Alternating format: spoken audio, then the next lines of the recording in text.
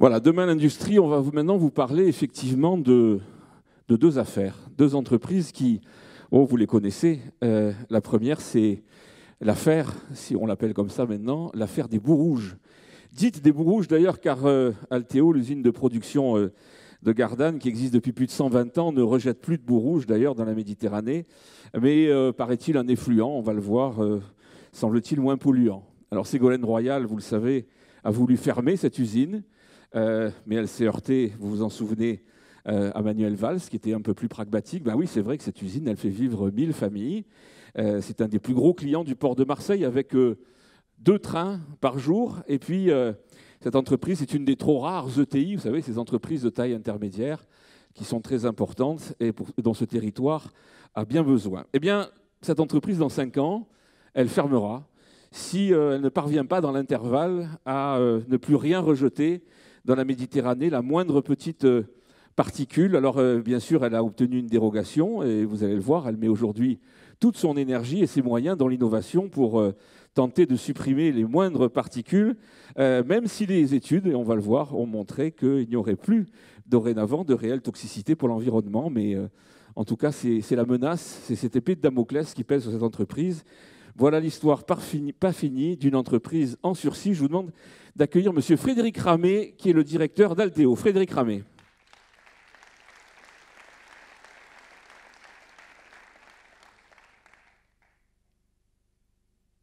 Il arrive. Frédéric Ramet.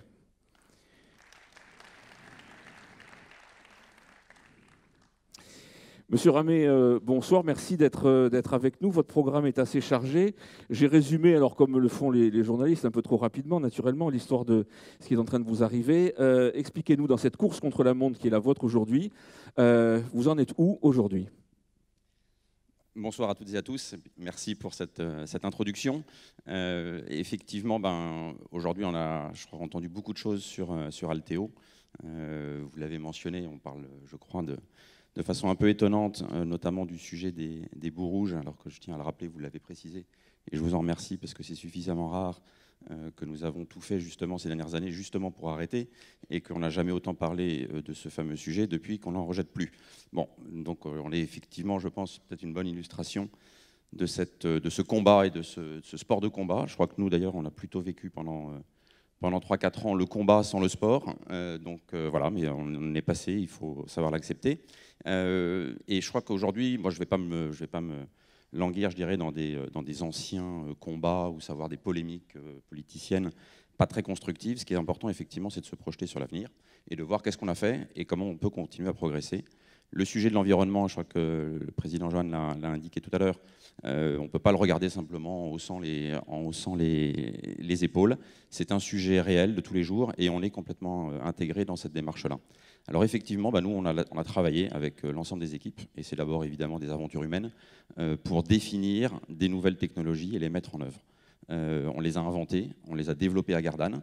Je rappelle que l'usine de Gardanne est l'usine dans laquelle on a créé le métier de l'alumine il y a 120 ans. Elle est toujours là en Provence. Et on a inventé dans le courant des années 2000 les nouvelles technologies qui permettaient justement de traiter ces rejets de bourreaux. Ça veut dire que de façon assez paradoxale, et pardon si votre com n'est pas tout à fait au point, pas de ce que vous êtes en train de nous dire, mais de votre réputation, c'est que finalement aujourd'hui sur ces questions de dépollution des rejets, vous êtes pratiquement à la pointe aujourd'hui. Ah oui, on a effectivement inventé des technologies qui sont en train d'être développées ailleurs. On a mis en place, on a investi évidemment des dizaines de millions d'euros pour faire ça.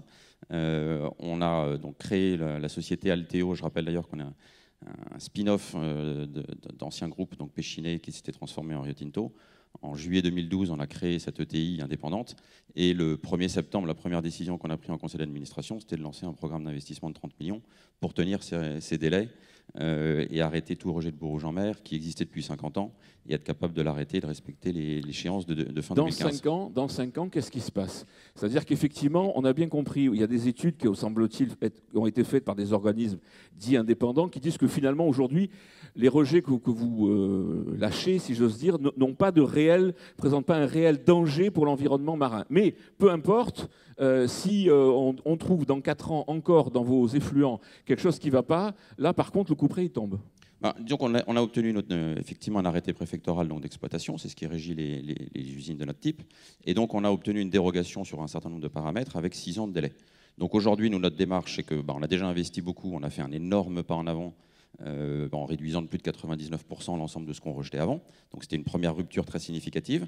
Aujourd'hui, on est dans une démarche d'amélioration continue pour faire progresser je dirais, la qualité de notre rejet actuel avec les installations qu'on avait déjà investies. Et on modifie, on a des équipes qui travaillent tous les jours pour ça.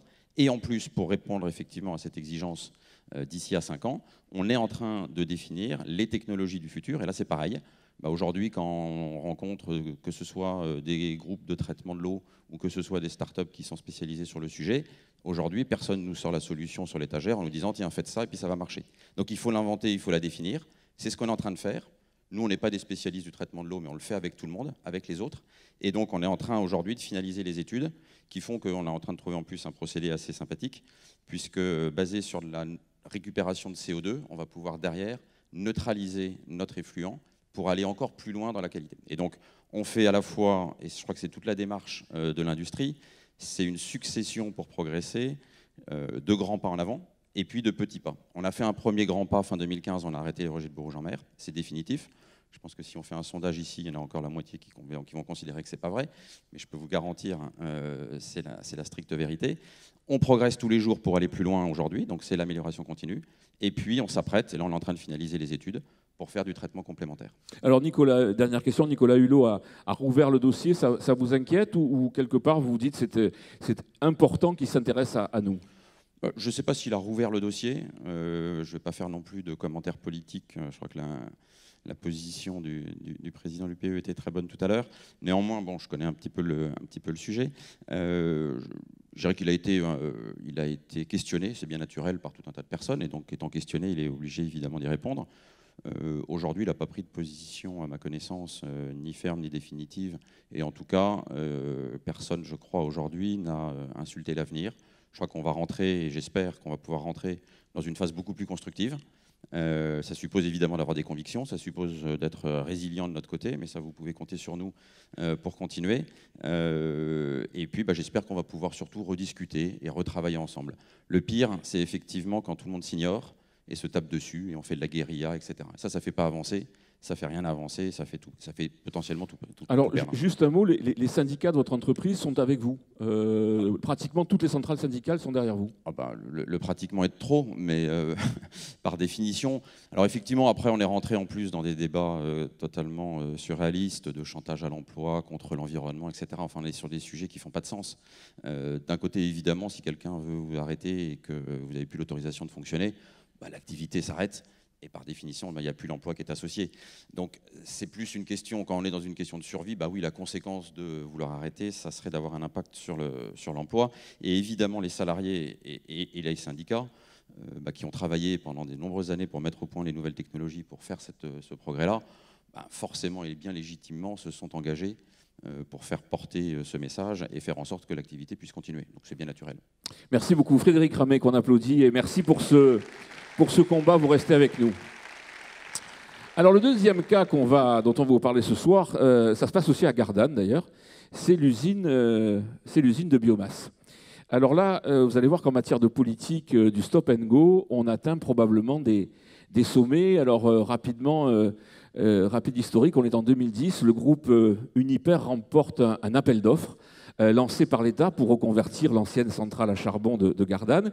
Le projet, d'ailleurs, s'inscrit plus ou moins dans le cadre du Grenelle de l'environnement. Ça répond aux critères absolument de partout. Il y a une étude d'impact qui est réalisée. Elle est conforme aux exigences. Et puis en 2012, naturellement, l'autorisation d'exploitation pour brûler 850 000 tonnes de bois à terme est accordée. L'objectif, c'est de produire 6% de l'électricité consommée en PACA. Vous voyez que c'est très important, surtout quand on sait que c'est une péninsule électrique, PACA. Donc on a besoin de ces bioénergies. Un investissement de 250 millions d'euros, 100 emplois à la clé. L'usine, d'ailleurs, est considérée pratiquement comme un modèle d'écologie, un modèle de bioénergie. Oui, mais voilà.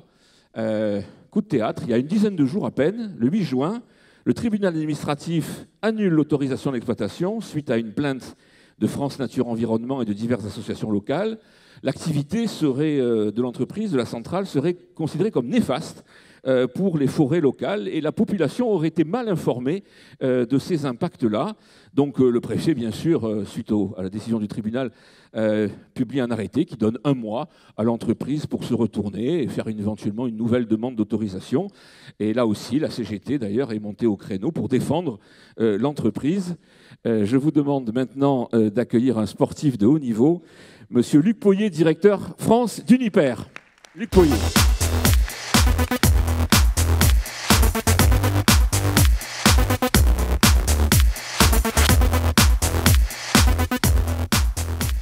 Alors Luc Poyer, merci d'avoir fait le déplacement spécialement pour nous ce soir, pour venir vous expliquer. Alors vous connaissez très bien cette usine de biomasse, puisque je crois que c'est vous qui êtes à l'origine de cette reconversion de la centrale, vous allez nous en parler.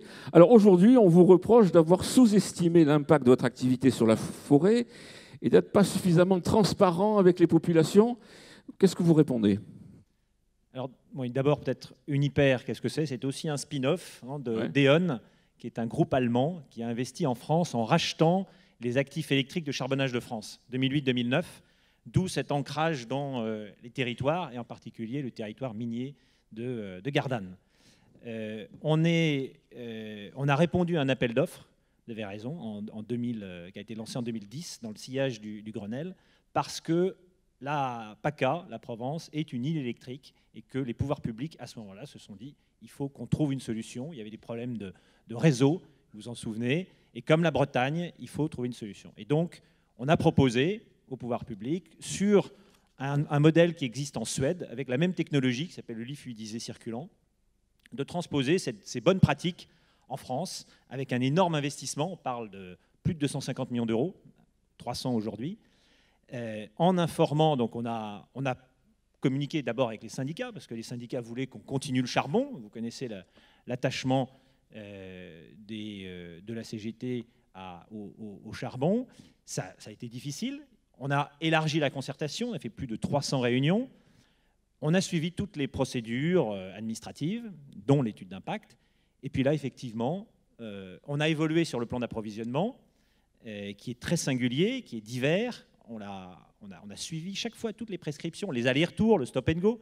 Et puis, là, le 8 juin, patatras, on découvre on apprend que notre autorisation... Vous vous y attendez ou pas ? On s'y attendait un tout petit peu, c'est-à-dire qu'il y a eu ce qu'on appelle l'audience avec le rapporteur public, un peu le procureur d'un tribunal administratif, qui, le 27 mai, s'était déjà prononcé contre l'autorisation. Mais donc la surprise, elle est arrivée du 27 avril, et ce jour-là, effectivement, on a été extrêmement... Et notre actionnaire, vous imaginez, qui est à Düsseldorf, pour lui expliquer ce qui se passait, et c'est toujours très difficile. Alors là, aujourd'hui, vous avez combien de temps ? J'ai lu 1 mois, mais en fait, non, vous avez négocié un peu plus. Et puis surtout, vous faites appel. Vous faites appel de la décision. On fait appel. On rappelle les enjeux au pouvoir public, donc cet enjeu de sécurité d'approvisionnement, l'enjeu d'emploi que vous avez cité, c'est plus que 100, parce qu'il y a 100 sur l'unité, mais l'unité vient pérenniser un site, et puis il y a les emplois indirects, et il y a les 400 emplois qu'on imagine pouvoir créer en amont. Et on est ici devant des entrepreneurs, il y a des dizaines d'entrepreneurs qui rêvent de créer des emplois, des entreprises. Je peux peut-être citer un exemple. Vous avez dans la vallée du Rhône, vous savez qu'il y a des peupliers qui viennent barrer le Mistral pour protéger les arbres. Vous avez des jeunes que j'ai rencontrés récemment qui veulent, on coupe le houppier, c'est-à-dire le haut du cyprès ou du peuplier. Aujourd'hui, on le brûle. Il n'y a aucun revenu, il y a des pollutions dans l'air.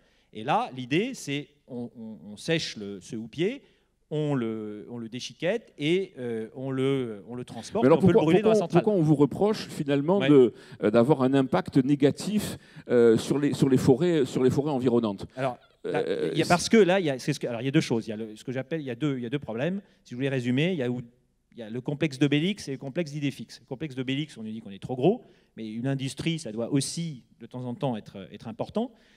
Sinon, on peut aussi conduire le même raisonnement sur les agglomérations. On n'aurait que des villages.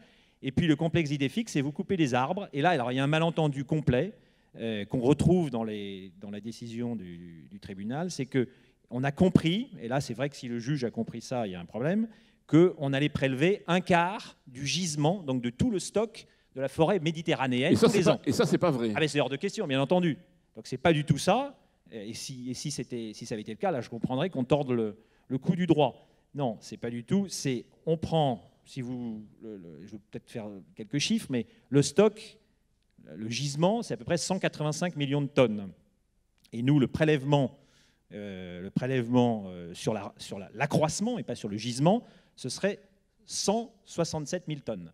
Donc, si vous faites le rapport, on est dans un rapport de 1 à 100 ou de 1 à 300 entre ce qu'a compris le juge et la réalité du prélèvement. Alors, la faute à qui? C'est quoi? C'est les lobbies? C'est France Nature Environnement? C'est sans doute le juge qui n'a pas compris, l'avocat qui n'a pas fait son métier? Il faut être humble, ça a été rappelé très justement par le président, surtout pas d'arrogance, il faut mieux communiquer, il faut mieux expliquer, mais je crois qu'il faut aussi que tout le monde s'y mette dans les circonstances politiques dans lesquelles on est, qu'on se rassemble autour de l'attractivité de notre pays et de nos territoires. Là, on a un groupe qui a tout fait. On est l'entreprise. L'entreprise a été donc rachetée en 2008. Le groupe a investi 1 milliard d'euros en France. Il a converti plus de la moitié du mix de production au gaz et aux renouvelables. On a aujourd'hui, c'est l'entreprise, on représente à nous seuls 7,5% de l'effort complet de décarbonation de la France. Et on pèse 2% du marché électricité. Donc comment voulez-vous, quand moi je suis face à mes actionnaires allemands, que je leur explique la situation à Gardanne? Les prochains investissements de vos actionnaires allemands, ils vont être plus mesurés, plus pondérés ou au contraire annulés? Non, on va d'abord finir ce round. On va essayer de finir ce round. Bravo, félicitations. Merci à Monsieur Luc Poyet, un grand sportif. Alors les industriels, vous savez, sur ces questions, ils s'organisent. Et c'est le cas avec une association dont je vous demande d'accueillir son président. C'est l'association Picto, Monsieur Jean-Philippe Gendarme, qui va nous rejoindre.